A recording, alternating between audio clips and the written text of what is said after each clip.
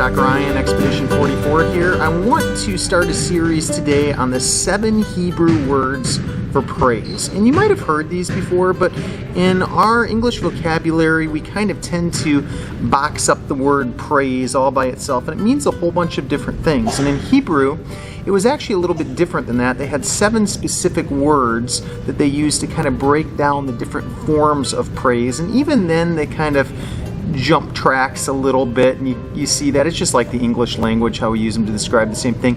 But by the root, they're more specific. And so today I want to start breaking down those 7 different words for you.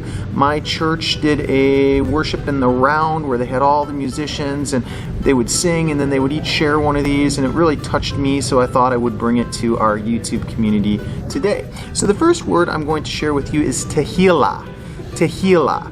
And it's my favorite one, so I decided to hit it first. But TEHILLAH is from the inner core of who you are. It's kind of a spontaneous prayer deep within your core.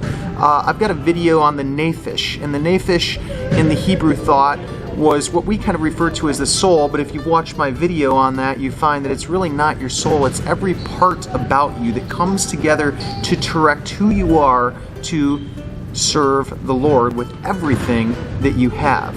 And that's kind of the idea of where TEHILLAH comes from, is the innermost part, your inner core. That's who should give praise to the Lord. And it does so in a way that it's almost like an inutterable voice to the Lord, almost like its own prayer language, so to speak. And so as you look at this, we're going to look at Psalm 40 verse 3, and the reason I'm taking you there is because it's the one that kind of explains a little bit about what this is. It says, "He put a new song in my mouth, a hymn of praise, TEHILLAH, to our God.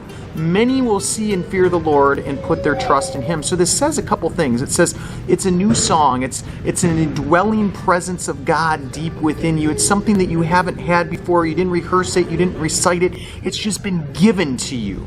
And sometimes people would say that, you know, that comes out in the flavor of a message, or literally a song if you're a musician, or it gives you some knowledge or prepares you for something.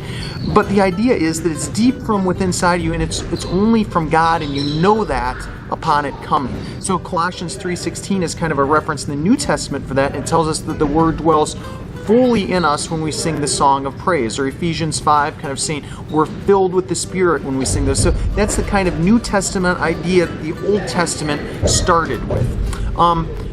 There's other places there too, but I think just kind of giving you that idea, you know where to take that.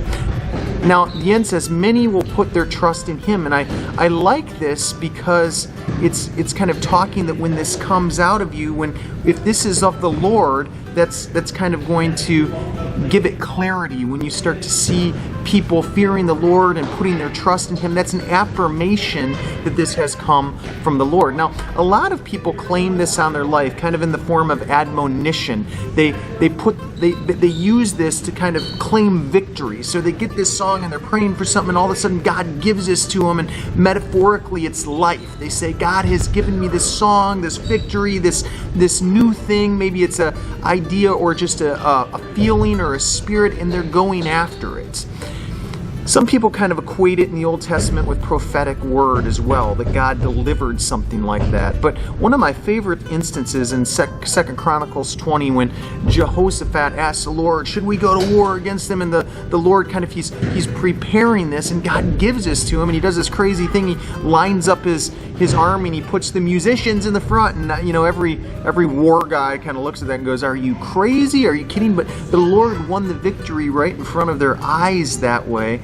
And when it talks about what they did, they were bringing this new song, this deep inner core of prayer to the front line. So it's also attributed with spiritual warfare, going to war, crying out from your inner core to the Lord, that He would meet you in that place, and that's the form of the Holy Spirit doing that, answering prayers, showing you the way, giving you victory and everything else in life. So that's the idea of this TEHILLAH praise in your life.